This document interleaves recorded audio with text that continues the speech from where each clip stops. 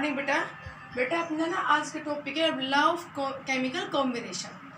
Law of chemical combination में पहले हम पढ़ रहे हैं law of conservation of mass. आपने 9th क्लास में पढ़े हुए वे दो, law of conservation of mass and law of constant composition. ठीक है, तो law of conservation of mass क्या कहता है कि ड्यूरिंग केमिकल और physical change mass of the reactants and the mass of product both are remains equal. कोई chemical change हो, फिजिकल चेंज हो, सब्सटेंस एक फॉर्म से दूसरी फॉर्म में कन्वर्ट हो जाएगा, बट मास जो आप रिएक्टेंट का लेके चलेंगे ना उतना ही किसका मिलेगा बेटा, प्रोडक्ट का। Means during a chemical reaction matter neither created and nor to be destroyed. जो आपने मैटर लिया वो मैटर उतना ही रहेगा, वो सिर्फ अपने आपको एक फॉर्म से दूसरी फॉर्म में कन्वर्ट कर लेगा।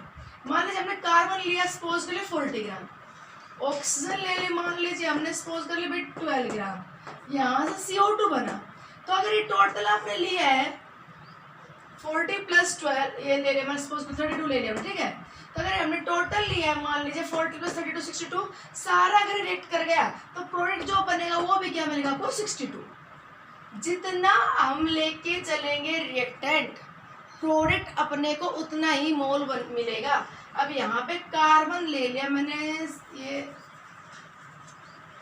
12 ग्राम और ऑक्सीजन ले लिया 32 ग्राम, तो बेटा CO2 कितना मिलेगा आपको, 44 ग्राम। ठीक है, रिएक्शन के दौरान मास ना डिस्ट्रॉय नहीं होगा, जो लेके चलोगे उतना ही मिलेगा। हमने लिया sodium chloride silver nitrate solution, sodium chloride लिया एक कंटेनर में, एक मिले सिल्वर नाइट्रेट सॉल्यूशन। ये सपोज कर लिया अपने पास x ग्राम था, ये मान लिया y ग्राम था, both react with each other totally give the sodium nitrate and AgCl। तो बेटा अपने पास टोटल प्रोडक्ट भी कितना होगा, x + y ग्राम। ठीक, एक ये क्वेश्चन दे दिया जाए कि if the limestone heated strongly, हमने लाइमस्टोन हीट किया strongly, there is a residue obtained from the 100 gram of calcium carbonate is 56। What is the mass of gas liberate out? तो बेटा जब इसको हीट करेंगे तो कैल्शियम ऑक्साइड के साथ क्या बनेगा, CO2। इसने कह रहे लेके चलेगा 100 ग्राम, कैल्शियम ऑक्साइड बना 56 ग्राम, तो CO2 कितना लिबरेट आउट हो गया। तो टोटल जितना रिएक्टेंट था उतना ही क्या मिलेगा, प्रोडक्ट। तो ये 100 - 56 कर दीजिए, कितना आ जाएगा बेटा, 44 ग्राम। ठीक है, ये लॉ ऑफ कंजर्वेशन ऑफ मास। पर इस लॉ की लिमिटेशन है, वो क्या है कि this law of indestructibility of matter, means matter destroy नहीं होता, ये बात तो ठीक कह रही ला, बट इस लॉ को ना हम न्यूक्लियर रिएक्शंस के लिए अप्लाई नहीं कर सकते। This law is not applicable for the nuclear process. बेटा न्यूक्लियर रिएक्शंस में क्या होता है, some mass converted into the form of energy, कुछ मास एनर्जी की फॉर्म में कन्वर्ट होकर चला जाता है। मान लीजिए हमने सब्सटेंस लिया टोटल 40 ग्राम और अपने को प्रोडक्ट मिला 38 ग्राम, तो क्या 2 ग्राम लॉस हो गया, तो 2 ग्राम लॉस नहीं हुआ, 2 ग्राम किसकी फॉर्म में कन्वर्ट होकर चला गया, एनर्जी फॉर्म में। पता हो ना आपको Einstein's mass energy relationship, A = mc², some mass is converted into the form of energy. तो न्यूक्लियर रिएक्शंस में प्रोडक्ट का मास कई बार रिएक्टेंट का मास जो लेके चलते हैं उससे कम मिलता है, तो इसका मतलब ये नहीं है मास डिस्ट्रॉय हो गया, वो मास एनर्जी की फॉर्म में कन्वर्ट हो गया। तो इस law of conservation of mass की नई मॉडिफाइड फॉर्म दे दी गई, law of conservation of mass and energy. Means summation of the total mass and energy of the reactant will becomes out equal to summation of G. Okay, ठीक है। अब चलो सुनो next, law of constant composition. Law of constant composition क्या कहता है, every pure chemical compound is consist by similar type of element। तो कोई भी प्योर केमिकल कंपाउंड, जैसे कंपाउंड बेटा CO2 है, तो हमें से किससे मिलेगा, बनेगा कार्बन और ऑक्सीजन से। तो pure chemical compound is consist by similar type of element in which both element, दो है तो बोथ या दो से ज्यादा हो, in which all the elements always combine together by the fixed ratio of their masses। element combined together by the fixed ratio of their masses। Constant composition, हर एक केमिकल कंपाउंड की कंपोजिशन डेफिनेट होती है, composition change नहीं होती। देखो CO2 may be obtained by the decomposition of limestone.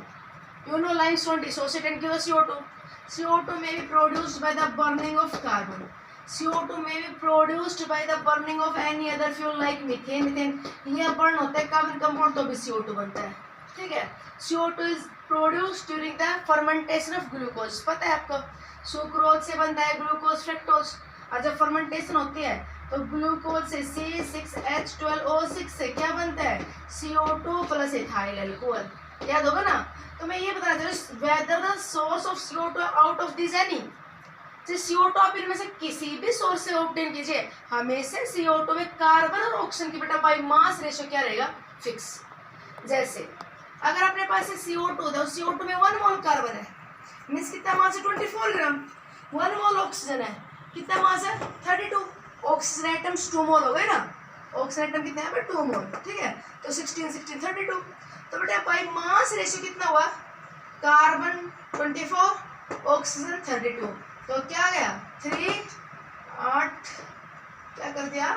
Oxygen का मास कितना होगा 16 32. तो क्या कह रहे यहाँ पे मास रेशियो क्या आ जाएगा. कुछ गलत तो नहीं होगा. कार्बन का मास गलत होगा बेटा, बताते भी नहीं हो, बताओगे कैसे है ना. कार्बन का सॉरी गलती से गलत कर दिया ना. कार्बन कितना होगा 12 और ऑक्सीजन कितना होगा 32 है, ठीक है. अब ठीक है ना. तो 1 मोल कार्बन 12, 2 मोल ऑक्सीजन 32. तो बेटा बाई मास रेशियो कितना हो गया 3:8. तो इनमें से CO2 का सोर्स चाहे कुछ भी हो, CO2 चाहे कहीं से बने, हमेशा कार्बन डाइऑक्साइड में मास रेशियो क्या रहेगा 3:8. ये बेटा लॉ ऑफ कांस्टेंट कंपोजिशन के कंपाउंड का सोर्स चाहे कुछ भी हो, उस कंपाउंड में जो एलिमेंट्स हैं उनके मास रेशियो क्या होंगे fix. H2O may be obtained by the dehydration of ethyl alcohol. Ethanol से वाटर निकाल दो तो यहाँ से इथेन बनता है, वाटर बनता है, तो इथाइल अल्कोहल से H2O बन सकता है.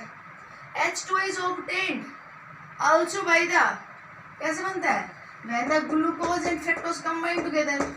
ग्लूकोज और फ्रक्टोज जब दोनों कंबाइन होते हैं तो बेटा यहाँ से बनता है C12 H22 11 प्लस H2O. तो H2O से कहीं से बने, H2O कहीं से बनाया जाए, उसमें हाइड्रोजन 2 ग्राम ऑक्सीजन 16 ग्राम. तो by mass hydrogen oxygen ratio बेटा क्या मिलेगा आपको ऑलवेज 1:8. ये कहता है लॉ ऑफ कांस्टेंट कंपोजिशन.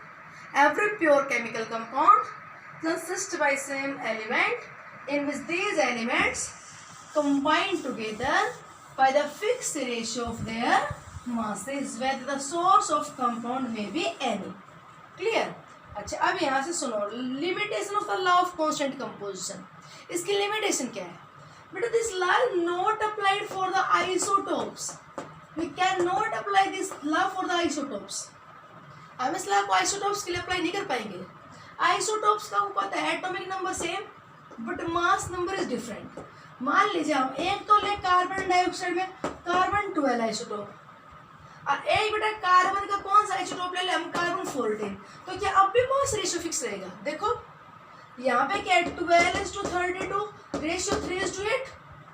और बेटा यहाँ पे क्या होगा 14:32 क्या होगा 7:16.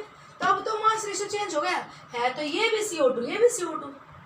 तो this law not be applied for the isotopes of an element. जैसे कहते हैं ना मास रेशियो फिक्स रहता है, तो मास रेशियो जब भी फिक्स रहेगा आप एक पर्टिकुलर आइसोटोप लो उस एलिमेंट का, आइसोटोप चेंज कर दोगे तो मास रेशियो बदल जाएगा. जैसे H2O ले लें, यहाँ पे H2O की जगह हम प्रोटियम की जगह ड्यूटेरियम ले लें. प्रोटियम की जगह कौन सा आइसोटोप ड्यूटेरियम, ठीक है. तो लिखो D2O. अब यहाँ पे हाइड्रोजन के एटम मास 1 तो 2:16 रेशियो क्या है बेटा 1:8. और ड्यूटेरियम लोगे तो एटम मास 4 पता है ना, तो 2:4 4:16. और अब बेटा रेशियो क्या आ गया 1:4. बोला गया कि नहीं. इसे हैवी वाटर बोलते हैं, हैवी वाटर. आगे हम पढ़ेंगे केमिकल प्रॉपर्टी तो ये सेम है, तो केमिकली तो सेम है, बट यहाँ पे देखो बाई मास रेशियो देखे तो बेटा बाई मास फिजिकल प्रॉपर्टी में डिफरेंस है. ये 1:8 है और ये क्या होगा 1:4. तो this law can not be applied for the different isotopes of an element.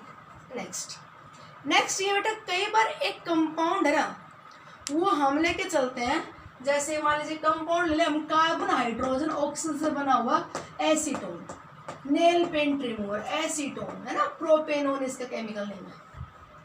यहाँ पे कार्बन कार्बन कार्बन कितना है बेटा 36 ग्राम, ठीक। हाइड्रोजन कितना प्रेजेंट है 6 ग्राम, ऑक्सीजन कितना प्रेजेंट है 16। तो कार्बन हाइड्रोजन ऑक्सीजन क्या होगा बेटा रेशियो 18:3:8। क्लियर। हमें बोल रहे हैं if carbon hydrogen and oxygen combined in this ratio then we get acetone. पर ये जरूरी तो नहीं है कार्बन हाइड्रोजन ऑक्सीजन बेटा इसी रेशियो में कंबाइन होके इससे अलग कंपाउंड भी दे सकते हैं।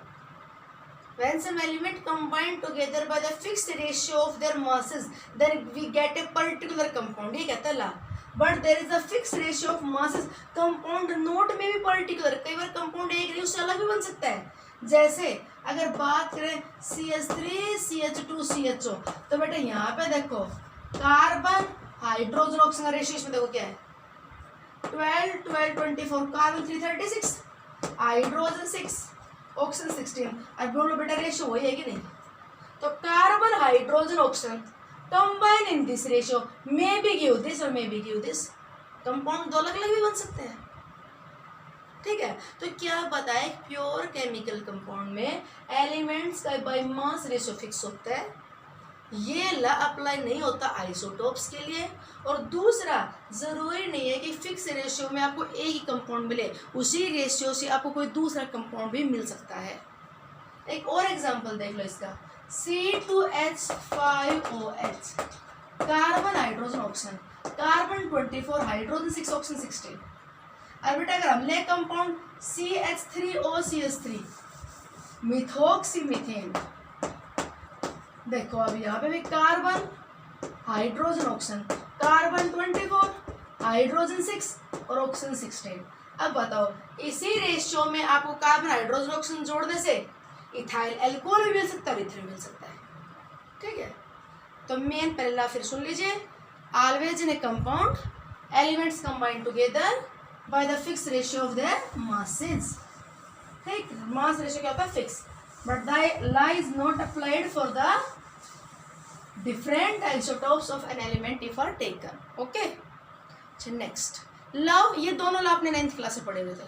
Now law of multiple proportion, law of multiple proportion, law of multiple proportion ध्यान से समझना बेटा, अच्छे से समझना। लॉ ऑफ मल्टीपल प्रोपोर्शन ये लॉ क्या कहता है,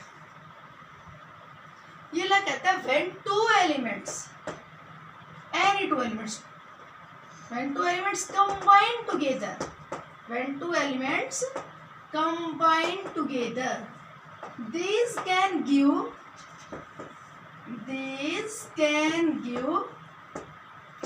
two or more different chemical compounds. These can give two or more different chemical compounds. When two elements combine together, these can give two or more different chemical compound. पहले यहाँ तक समझो फिर आगे लिखेंगे। बेटा दो एलिमेंट ले कार्बन एंड ऑक्सीजन, ये लिए दो element, these two combine together, ये बेटा आपस में कंबाइन होके कंपाउंड कार्बन मोनोऑक्साइड बना सकते हैं, और यही दोनों कंबाइन होके CO2 बना सकते हैं। बताओ हो सकता है कि नहीं। ये क्या है कि two elements combine together can give the two और मोर देन टू कंपाउंड्स, दो एलिमेंट कंबाइन होकर दो या दो से कंपाउंड दे सकते हैं, ठीक है। तो आगे सुना क्या कहता है, in which the weight of one element, in which weights of one element, in which weights of one element which combined with weights of one element which combined with fix weight of another element, fixed weight of another element, weights of one element which combine with fixed weight of another element, always bears a whole multiple ratio, always bears a whole multiple ratio, always bears a whole multiple ratio। नहीं आई बात समझ में, example समझ में आएगी। मैं example लेता हूँ, एग्जाम्पल सुनो। व्हेन टू एलिमेंट्स, बेटा मैंने दो एलिमेंट लिए, मान लीजिए एक लिया मैंने कार्बन और एक लिया ऑक्सीजन, ठीक है, ये example low. This combine together, combine हो क्या बना, CO, आपस में कंबाइन होने से क्या बन सकता है, CO2, क्लियर। This two combine together can form two और मोर कंपाउंड्स। आप पहले ना इस आगे ला पढ़ने से पहले इनके वेट लिख दो। इस कार्बन मोनोऑक्साइड में कार्बन 1 मोल है, कार्बन 1 मोल है, तो कार्बन का मास कितना होगा, 12 ग्राम। ऑक्सीजन भी 1 मोल है, कितना होगा बेटा मास, 16 ग्राम, क्लियर। प्लस 16 ग्राम ऑक्सीजन के साथ कार्बन कितना कंबाइन हुआ, 12 ग्राम, राइट। आगे चलो दूसरे कंपाउंड में देखो, कार्बन कितना है, 12 ग्राम, ऑक्सीजन कितना है बेटा, यहाँ पे 2 मोल है, तो 16 कितना है, 32 ग्राम, क्लियर हो गया इतना। अब देखो क्या कहता है, इन विच, ये जो कंपाउंड है इन कंपाउंड्स में, in which the weights of one element, एक एलिमेंट के वो weights which combine with the fix weight of another, जो दूसरे के फिक्स वेट के साथ कंबाइन हुए, जैसे 16 ग्राम कंबाइन हुआ 12 के साथ और 32 भी कंबाइन हुआ 12 के साथ, तो बेटा कार्बन का वेट यहाँ पे फिक्स हो रहा है, कार्बन का यहाँ पे वेट क्या है, फिक्स। तो इस फिक्स वेट के साथ ये ऑक्सीजन कितना कितना ग्राम कंबाइन हुआ, the weights of one element, वो एक एलिमेंट है जो कंबाइन हुआ है फिक्स वेट के साथ, इन वेट्स का रेशियो हमेशा होल मल्टीपल आएगा, जैसे 16:32 रेशियो क्या आ गया, 1:2। आई थोड़ी बात समझ में। जो दो एलिमेंट कंबाइन होकर 2 या 2 से ज़्यादा कंपाउंड बना रहे हैं, उनमें से बेटा एक एलिमेंट का वेट फिक्स कर लेना, और इस फिक्स क्वांटिटी के साथ दूसरा एलिमेंट कितना कितना ग्राम कंबाइन हुआ, वो जितना जितना ग्राम कंबाइन हुआ ना, उनके वेट्स का रेशियो बेटा हमेशा क्या मिलेगा आपको, होल मल्टीपल। और देखिए example, 2 elements combine together, hydrogen and oxygen combine together can form H2O and also can form hydrogen peroxide. एक कंबाइन होता है जब H2O बनता है बेटा, H2O2 बनता है, H2O बना बेटा, हाइड्रोजन कितना है यहाँ पे 2 ग्राम, 1 ग्राम 2 ग्राम, ऑक्सीजन कितना है यहाँ पे 16 ग्राम, ठीक है। यहाँ पे आ जाओ, हाइड्रोजन कितना बेटा 2 ग्राम, ऑक्सीजन कितना है 32। तो weights of the one element, एक एलिमेंट के वो सारे वेट उठा लो जो दूसरे के फिक्स वेट के साथ कंबाइन हुए हैं, तो फिक्स वेट है यहाँ पे इसका, तो 16 एंड 32, इन वेट्स का रेशियो क्या होगा, होल मल्टीपल आ गया ना, होल मल्टीपल। और एग्जाम्पल देख लीजिए, आप ये ना अपना लिखना नोटबुक में, और साथ में एग्जाम्पल्स भी नोट करना, ठीक है। इस वीडियो लेक्चर के नोट्स अपने आप बनाना, ओके, आराम से समझना फिर बनाना। और example low, nitrogen and oxygen combine together can form the large number of compounds. बेटा ये तो कंबाइन होकर बहुत सारे कंपाउंड बनते हैं, सुनो बात, These combine together form the laughing gas. You know laughing gas, nitrous oxide है ना, पता है सबको, laughing gas is nitrous oxide. Okay, ठीक है। Combine together form nitric oxide. Combine together form the nitrogen trioxide. Combine together form the nitrogen tetraoxide. Nitrogen tetraoxide बेटा NO2 का dimer है, ये NO2 का डाइमर है, NO2 का डाइमर N2O4, तो N2O4 लिख लो चाहे आप NO2 लिख लो, ठीक है, कोई फर्क नहीं पड़ेगा। N2O5 nitrogen pentoxide, right. ये सारे कंपाउंड नाइट्रोजन के, पता है 2 element combine together can form 2 और मोर कंपाउंड्स, ये सारे कंपाउंड। वेट लिख लो इन सबके, नाइट्रोजन 14 कितना हो गया 28, ऑक्सीजन 16, 14 16 28 48 14, ये 3 थे इसलिए 48 लिखा मैंने, ये 2 है तो 32, ये 28 है तो कितना हुआ 80, क्लियर। बेटा अब इनमें से किसी का वेट फिक्स है, तो ये भी चेंज हो रहा है और चेंज ये भी हो रहा है। अब ऐसा करो इन दोनों में से आप एक एलिमेंट का वेट फिक्स कर दो, कर दे फिक्स। हमने नाइट्रोजन का मैंने मान लिया वेट फिक्स कर दिया, हर जगह में नाइट्रोजन सपोज कर दिया 14 लेके चलो, कितना लेके चलोगे 14, ओके। तो फिर क्या करो, देखो 28 ग्राम नाइट्रोजन के साथ ऑक्सीजन कितना कंबाइन हुआ 16 ग्राम, 16 ग्राम के साथ कितना है नाइट्रोजन 28, तो 14 के साथ ऑक्सीजन 8 ग्राम हुआ, समझ गए।